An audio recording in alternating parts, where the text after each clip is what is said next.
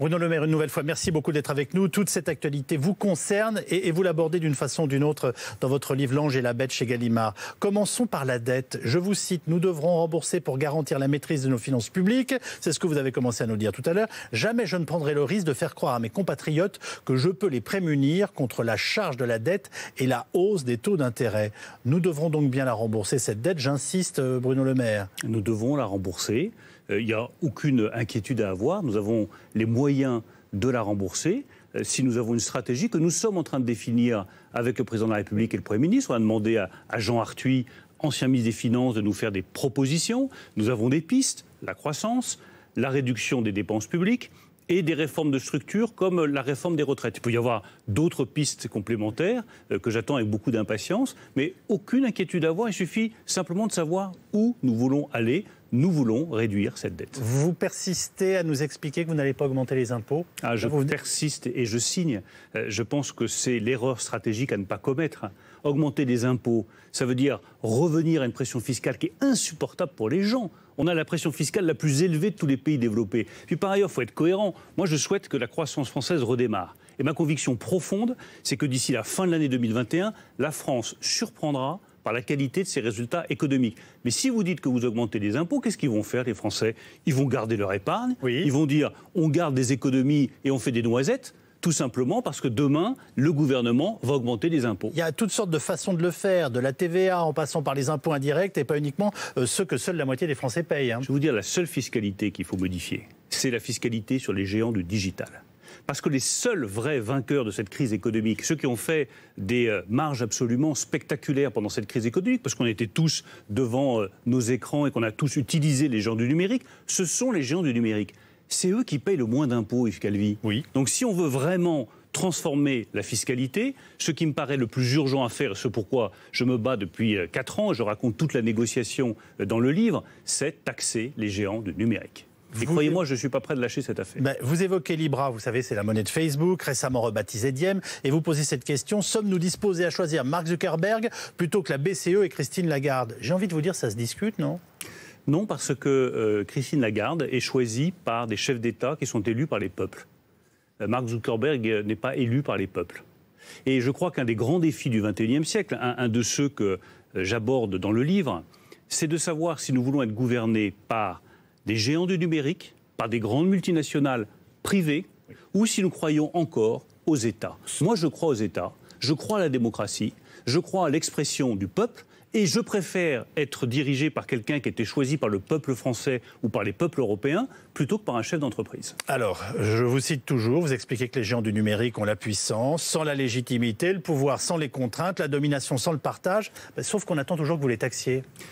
Nous les taxons. Je rappelle que nous sommes un des seuls pays européens à les taxer et que ça rapporte quelques centaines de millions d'euros chaque année. Nous avons eu le courage. On est d'accord pour dire que... Nous avons eu le courage de défier les États-Unis, de défier les géants du numérique pour aller au bout de notre volonté avec Emmanuel Macron. Nous taxons en France les géants du numérique. Et ce que nous souhaitons, c'est que tous les autres le fassent. Avec tout le respect que je vous dois, Bruno Le Maire, je pense qu'Elon Musk, qui maintenant envoie des fusées dans l'espace, ou Tim Cook, patron d'Apple, qui est à la tête de 2000 milliards de dollars, n'ont rien à faire de ce début de taxe. Enfin, je veux dire, c'est bien pour ça qu'il faut... Mais on ne fait pas ça pour embêter Elon Musk ou embêter qui que ce soit. Nous faisons ça par souci de justice et par souci d'efficacité. L'impôt doit porter d'abord sur ceux qui ont les revenus les plus élevés, les entreprises qui font les profits les plus importants. Comment peut-on accepter que nos géants du luxe, comme LVMH, qui sont un succès exceptionnel, que nos géants de l'agroalimentaire, que nos géants de l'énergie soient très lourdement taxés, et les géants du numérique dont on voit les noms s'afficher sur votre écran, parce qu'ils n'ont pas de présence physique en France. Oui. Ils ont très peu de salariés, ils ont très peu d'usines, très peu d'entreprises. Eux, parce qu'il n'y a pas de présence physique, ils sont très peu taxés. Nous, ce que nous voulons, c'est tout simplement avoir une fiscalité moderne, adaptée à la réalité de l'économie moderne, même si vous n'avez pas de présence matérielle. Si vous faites des profits importants en France et en Europe, vous êtes taxé. Je crois à l'État, nous avez-vous dit, et j'ai plus confiance dans l'engagement que nous représentons en termes de valeur dans tous les sens du terme. Alors parlons monnaie, souveraineté, euro et donc bitcoin. La monnaie numérique était au cœur de notre actualité de la semaine. Elle a atteint des sommets à 50 000 $.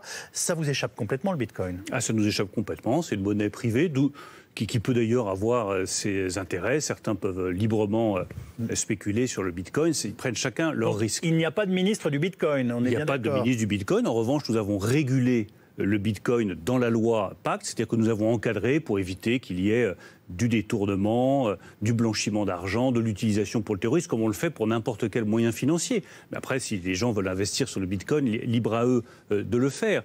Nous, ce que nous souhaitons simplement, c'est que les monnaies restent souveraines, c'est-à-dire aux mains des États. Cette monnaie numérique, elle vous inquiète? Je vais vous dire un truc, enfin, vous avez peut-être trouvé ça terrible, mais tous mes amis qui ont vu l'info du vrai qui était consacrée au Bitcoin, ils veulent en acheter. J'étais moi-même traumatisé, j'ai peur de les ruiner. Attention, parce que vous savez que c'est limité justement en volume, c'est pour ça qu'il peut y avoir de la spéculation derrière. Moi, ce qui m'inquiète, c'est pas qu'il y ait des monnaies digitales, des crypto-monnaies, il y a une régulation, et c'est très important. Ce qui m'inquiète, c'est quand une entreprise comme Facebook décide de créer une monnaie qui a comme contrepartie le dollar ou l'euro, ce qui veut dire que les décisions que prendrait Facebook sur le marché pourraient avoir une incidence sur la valeur de l'euro, donc sur nos capacités à exporter nos produits. Ça veut dire que, dans ce cas-là, un géant privé du digital devient aussi puissant que les États. Et ça, je ne peux pas l'accepter, nous ne pouvons pas l'accepter. Les ministres des Finances européens ont dit non au projet de Libra tel qu'il était proposé par Facebook. Les conséquences du Covid aujourd'hui pour notre économie, en particulier pour quelque chose qui est cher au cœur des Français, nos restaurateurs, nos bistrots. C'est notre art de vivre, c'est notre façon d'exister aussi. Le tourisme au sens le plus large du terme est une industrie en France. On est dans une situation qui est catastrophique, quels que soient les efforts très importants qui ont été faits par l'État. Qu'est-ce que vous avez envie de leur dire ce soir? D'abord, je leur dis que vous avez raison, que c'est notre art de vivre qui est touché au cœur. Je leur dis que ça nous manque. Ça nous manque tous de ne pas pouvoir aller au restaurant, pouvoir nous retrouver, la convivialité, les bars. C'est eux qui souffrent le plus.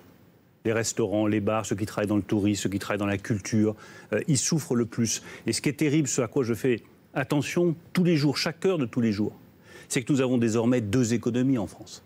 Il y a une économie, Yves Calvi, qui se porte très bien, tant mieux. L'agroalimentaire redémarre bien, le luxe se porte bien. Vous avez des secteurs dans l'énergie qui se développent, les énergies renouvelables se développent. On va ouvrir une usine de batteries électriques dans le Nord grâce à PSA, c'est formidable.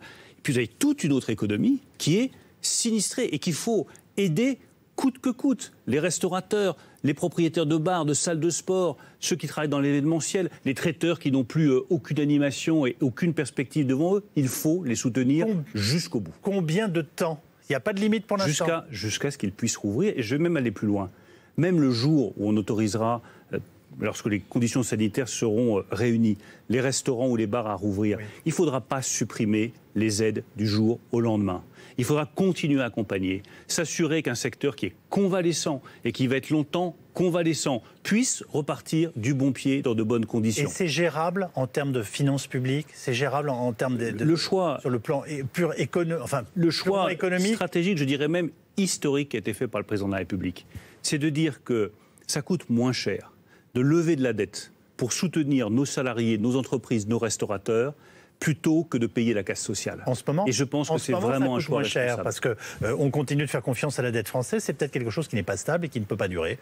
Ce qui veut dire que une fois encore, si j'entends si je suis chinois, que j'investis d'une façon ou d'une autre dans la dette française et que j'entends le ministre de l'économie répéter coûte que coûte, je me dis il y a un moment où ça va se casser la figure l'entreprise. Non, parce que je pense que le ministre chinois, l'observateur chinois, qu'est-ce qu'il voit? Il voit que dès qu'on lève les contraintes sanitaires, comme on l'a fait à l'été dernier, l'économie française redémarre très fort. Donc il se dit une chose très simple que je crois profondément, les fondamentaux de l'économie française sont solides. Et dès que les contraintes sanitaires seront levées, nous redémarrerons vite et fort. La France est sur un fil très particulier en ce moment. Il y a un pari politique qui a été fait, qui était de ne pas nous reboucler, nous reconfiner. Au moment où nous parlons, il y a un certain espoir. On se dit qu'il y a un pari même politique, en fait, au sens premier du terme, qui a été fait. Et visiblement, vous y étiez favorable. Et je pense même que totalement favorable. Si on vous avait laissé faire, vous seriez allé un peu plus loin. C'est un choix sage qui a été fait par le président de la République. Vous vous dites, oulala, pourvu que ça bouge pas, ça va tenir. Enfin, excusez-moi, mais dans quel état d'esprit êtes-vous? Je suis au moment où il y a peut-être des raisons d'espérer. L'état d'esprit d'un responsable qui se dit qu'il faut tenir chaque jour. que ça dépend de nos décisions collectives, du respect des gestes barrières, de notre comportement à chacun d'entre nous, et qu'effectivement, il est préférable et de très loin, pour des raisons d'abord morales, de morale des Français, pour des raisons économiques, pour des raisons financières, pour des raisons sociales, de ne pas avoir à vivre un troisième confinement. Ça ne peut être que la toute dernière solution quand toutes les autres ont été En essayées. résistant à la pression du nombre de morts qu'on serine tous les soirs, parce que c'est normal aussi de le faire dans tous les journaux télévisés. Mais le confinement crée aussi beaucoup de drames, beaucoup de difficultés, de gens qui n'ont plus d'emploi ou qui perdent le leur, qui se retrouvent dans des conditions sociales qui sont difficiles. Cette situation actuelle est déjà très dure. Le couvre-feu, c'est déjà très dur. Les contraintes sanitaires, c'est déjà très dur pour des millions de nos compatriotes. Ils font preuve d'un esprit de responsabilité qui est exceptionnel, qui, moi, m'impressionne tous les jours. Donc on doit tenir le plus longtemps possible dans cette situation-là. J'espère que nous pourrons éviter un troisième confinement. Ça dépend aussi de nous. Alors, parlons industrie. On vient de voir dans nos reportages que c'est l'Inde qui fabrique nos médicaments et quand c'est pas l'Inde, c'est la Chine. Ça reste acceptable après la pandémie, le fait qu'on soit dépendant à ce point de ceux qui fabriquent nos médicaments? Non. Non, et la pandémie va avoir comme conséquence positive, parce qu'il y a toujours des choses bonnes à tirer des crises, une refondation complète de l'organisation du commerce mondial. Tant mieux. Ça ne veut pas dire que le commerce mondial va disparaître, ça veut dire simplement que les chaînes de valeur, on va s'apercevoir que faire une voiture en faisant les roues à un endroit, les pneumatiques à un autre, la carrosserie à un autre, le moteur à un cinquième endroit, les composants électriques à un sixième, et dépendre trop de chaînes de valeur à l'étranger, c'est une erreur stratégique. Cette erreur, nous la corrigeons sur toutes les chaînes de valeur qui nous semblent essentielles. Il était temps de s'en apercevoir. Oui, mais vous êtes un libéral, vous êtes un Européen. Est-ce que la crise que nous traversons ne remet pas en cause ces deux valeurs qui sont les vôtres? Ça ne remet pas en cause ni mon engagement européen, ni mon goût absolu pour la liberté, mais je tire les conséquences de ce que cette crise nous a montré, je le dis avec beaucoup d'humilité. Regardez l'industrie automobile. On crée des voitures. Formidable. On s'aperçoit que les voitures vont être des voitures électriques, mais qu'un tiers de la valeur, c'est-à-dire le moteur électrique et les batteries électriques, viennent de Chine, d'Asie, de Corée du Sud. Ça ne sert à rien de garder une industrie automobile si le tiers ou le quart de la valeur vient de l'étranger et en particulier de l'Asie. On s'aperçoit que maintenant que... Les composants viennent de Taïwan. Exactement. Et comme il y a plus de composants, on ne peut plus fabriquer une voiture. Qu'est-ce que nous faisons? Nous créons une chaîne de batteries électriques avec PSA, avec l'Allemagne, pour être indépendants sur les batteries électriques. Et nous venons de décider hier, avec le ministre de l'économie allemand, que nous allions créer notre propre chaîne de valeur pour les composants électroniques, pour ne pas dépendre de l'Asie, en particulier de Taïwan, sur la fourniture de composants électroniques. Parce que derrière, Yves Calvi, c'est très concret, c'est les usines qu'on voit aujourd'hui à l'écran qui vont être à l'arrêt, c'est des dizaines de milliers d'emplois qui sont menacés, tout simplement parce que nous n'avons pas nos propres composants électroniques. C'est pas acceptable. Bien sûr, mais il faut réapprendre des métiers, on repart de zéro, comment ça se passe? Parce qu'on a accumulé un retard par définition. Tous les matins, il y a des milliers d'emplois qui vont disparaître, des pans entiers d'activités qui vont disparaître. Mais il y a d'autres métiers qui vont se créer sur les composants électroniques, sur les batteries électriques, sur l'hydrogène. Il y a d'autres métiers qui vont se créer et pour lesquels il faut préparer les Français. Soyons très concrets. Est-ce que vous pouvez citer la liste des secteurs de notre économie que nous devons rapatrier si vous pensez que c'est nécessaire? Les composants électroniques, les principes actifs de médicaments, les batteries électriques. Il y a tous ceux sur lesquels il faut que nous investissions. Je pense à l'hydrogène, je pense à l'intelligence artificielle, je pense au calcul quantique qui va être un champ d'expérimentation formidable dans les années qui viennent. Nous allons, grâce à cette crise, pour la première fois depuis une trentaine d'années, créer de nouvelles chaînes de valeur en France. L'économie française, quand vous la regardez, elle s'est trop reposée sur ses lauriers. On a des succès spectaculaires, je les ai cités, sur le luxe, sur l'aéronautique, sur le vin, sur l'agroalimentaire, sur la chimie. Mais quand, tout d'un coup, le trafic aérien s'effondre, que les États-Unis taxent le vin, qu'est-ce qui nous reste ensuite comme chaîne de valeur? Il faut créer de nouvelles chaînes de valeur avec de nouveaux emplois et de nouveaux gisements de prospérité pour la France. C'est ce que nous sommes en train de faire avec le plan de relance qui investit massivement dans ces secteurs. Airbus, Air France, deux entreprises. Alors Airbus nettement moins, mais qu'on pourrait imaginer au bord de la rupture. Qu'est-ce qu'on fait pour Air France? On soutient. C'est un choix qu'on a fait depuis le début. Nous avons investi 7 milliards d'euros dans Air France. Le trafic aérien continue à être sinistré par la crise. Air France vient d'annoncer des résultats qui sont sans surprise, mais qui sont des résultats très négatifs. Nous continuerons, dans les jours qui viennent, à soutenir financièrement Air France. Vous venez de m'expliquer qu'il fallait absolument rapatrier un certain nombre de choses, et je n'ai pas de doute que vous soyez absolument sincère. Et en même temps, vous consacrez un livre, un chapitre dans votre livre sur les utopies, où vous expliquez que la démondialisation est une fiction. C'est ce que vous voyez, comprenez qu'on peut trouver la démondialisation voudrait dire que nous allons tout produire en France ou tout produire en Europe. Ça, c'est pas vrai. Quand je parle relocalisation, il faut bien s'entendre sur les mots. Ça veut dire rapatrier en France et en Europe des chaînes de valeur sur lesquelles nous pouvons faire la différence parce que nous avons plus de technologie, nous avons un savoir-faire et qu'il y a de la valeur qui est créée. Dans une batterie électrique, il y a beaucoup de valeur qui est créée. C'est le tiers ou le quart de la voiture. Ça, on le fait revenir en France. En revanche, des produits qui sont des produits à très faible valeur ajoutée, sur lesquels de toute façon on ne peut pas faire la différence parce que nous avons un coût du travail plus élevé. Ouais. Ça pourrait être par exemple des pare-chocs, des produits plastiques de base. Surtout ça, on n'est pas compétitif. Ça ne sert à rien de renoncer à s'approvisionner à l'étranger. Je pense même que ce serait une erreur et que ça renchérirait le coût de la vie des Français qui ne seraient pas tout à fait partants pour ça. Alors, nous sommes en train d'évoquer, vous et moi, la réindustrialisation de la France, qui est certainement quelque chose de très important. Et en même temps, on se dit en ce moment que tous nos responsables politiques n'ont qu'une idée en tête, ce sont les futures élections présidentielles. Ça vous intéresse, vous, la présidentielle ? Ah oui, ça m'intéresse beaucoup. Mais pour Emmanuel Macron. Je souhaite qu'il soit candidat à la présidentielle en 2022. Je pense qu'on n'a pas terminé le travail que nous devons faire pour les Français sur l'économie, la réindustrialisation, la transformation du pays. Et je le soutiendrai avec beaucoup de détermination. Je suis président de rien, je suis ministre de l'économie et des finances, ça me suffit largement. Donc c'est fini, pas de renouveau. Le renouveau, c'est Bruno, la primaire, c'est le maire. C'est derrière vous. Laissez le temps faire son œuvre. On verra bien comment s'écrira ma vie dans les années qui viennent. C'est pas ce qui est le plus important. Le plus important aujourd'hui, c'est sortir le pays de la crise. C'est ma responsabilité. Créer des emplois et de la prospérité pour les Français. Rester une grande nation qui innove, qui est à la pointe des technologies. Et tout ça, le faire sous l'autorité d'un président de la République avec lequel je travaille bien. Simplement, je le raconte d'ailleurs très, très librement dans mon livre, ma relation avec Emmanuel Macron est une relation simple, facile, constructive, et j'espère bien que ça puisse continuer. Dans une interview, on parle toujours de ce qu'on a réussi. Qu'est-ce que vous n'avez pas réussi ? Où avez-vous échoué dans vos responsabilités de ministre de l'économie ? Il y a plein de choses. C'est courageux de le dire. Donnez-nous un exemple. Je regrette qu'on ne soit pas encore arrivé à un accord justement sur la taxation des gens du numérique. Je le regrette, je pense que c'est un enjeu qui est absolument majeur. Il y a des entreprises qui ont fermé.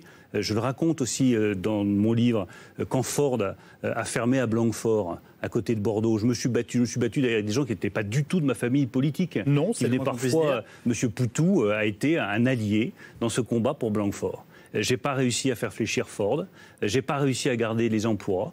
On a sauvé beaucoup d'autres entreprises comme Ascoval, mais Ford Blanquefort, voilà, c'est un échec. Et cet échec, il est très humain. C'est pour ça que pour moi, c'est important d'écrire et de témoigner. C'est que des hommes et des femmes qui ont perdu leur emploi, c'est un site industriel qui disparaît, c'est des centaines de familles qui tout d'un coup se sont retrouvées en disant mais qu'est-ce qu'on va faire demain ? Donc c'est ça aussi la politique, c'est des réussites, et puis c'est des échecs qui vous marquent et qui restent au fond de vous. La dette française sera supportable. Je conclue cette interview par le point sur lequel on l'a commencé. Elle le sera, elle l'est. Aujourd'hui, on se finance sans aucune difficulté sur les marchés. Mais je veux vraiment être très clair sur ce sujet qui est majeur pour les Français. Oui. Si nous voulons continuer à nous financer dans de bonnes conditions sur les marchés, il faut expliquer aux investisseurs quelle est notre stratégie de réduction de la dette publique française. Et il faut être loyal et sincère avec nos investisseurs, qui sont, je le rappelle, les épargnants français, qui représentent un quart de la dette française, qui sont des investisseurs étrangers et qui vont regarder avec la plus grande attention les décisions que nous prenons dans les mois suivants sur ce sujet-là. Croyez-moi, je ferai preuve de sens des responsabilités. Il faut ne pas être un spécialiste de l'économie pour être un bon ministre de l'économie. Vous évoquez ce paradoxe dans votre livre. D'abord, je rappelle que vous n'êtes absolument pas économiste, vous êtes un normalien, énarque. En fait, vous êtes un littéraire pur jus. Et vous expliquez dans votre livre qu'à votre arrivée au ministère, vos collaborateurs semblaient vous parler une langue étrangère. Alors surtout, moins sur les sujets économiques que sur les sujets financiers. Ça m'a demandé beaucoup de travail, d'apprendre comment fonctionnait une banque, des assurances, comment fonctionnaient les marchés financiers, comment on levait de la dette, les différentes maturités. Mais je pense que c'est ce qu'il y a d'intéressant dans la politique comme dans la vie, c'est d'apprendre tous les jours et d'essayer de comprendre un peu mieux et de faire le mieux possible. Je ne veux pas remettre tous les gilets jaunes dans la rue. La taxe carbone était nécessaire ? J'explique très clairement aussi dans le livre qu'on ne peut pas tout faire à la fois. On ne peut pas faire la convergence du prix du diesel et de l'essence, la taxe carbone en même temps. Quand on veut aller trop vite, en général, on tombe dans le fossé. C'est ce qui nous est arrivé. Merci beaucoup Bruno Le Maire.